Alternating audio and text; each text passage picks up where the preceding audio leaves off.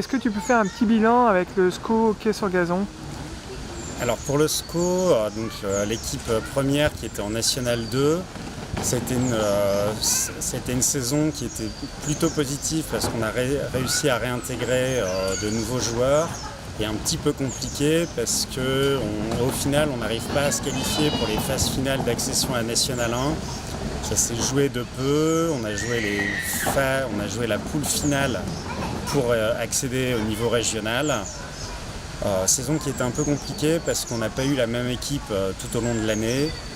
On a quelques joueurs qui étaient partis pour leurs études à l'étranger, qui sont revenus pour la deuxième partie de saison. On a réintégré des nouveaux joueurs qui ont pu nous rejoindre après le mercato. Et donc une équipe qui a un peu changé de tête avant et après l'hiver. Une équipe que moi j'ai fini par coacher en deuxième partie de saison parce que je m'étais blessé. Donc j'étais 2 mois en arrêt, donc j'en ai profité pour coacher l'équipe.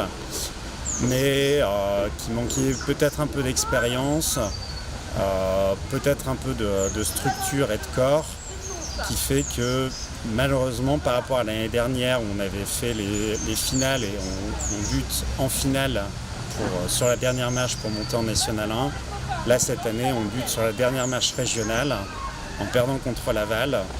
Mais ça a créé un bon groupe et ça crée une vraie dynamique pour essayer de se relancer encore mieux pour l'année prochaine. C'est plus un regret pour toi? C'est un peu un regret pour moi parce que moi je suis arrivé aussi à Angers pour essayer de renforcer un peu cette équipe, que l'équipe puisse, comme c'était une équipe très jeune, que l'équipe puisse profiter un peu de mon expérience, du fait que j'ai pu jouer en élite sur Paris. On récupérait cette année un joueur des Girondins de Bordeaux qui, pareil, nous a permis d'avoir un peu d'expérience. Et on regrette un peu avec cette expérience-là de ne pas avoir réussi à être plus costaud et à réussir à tenir vraiment le championnat et les objectifs.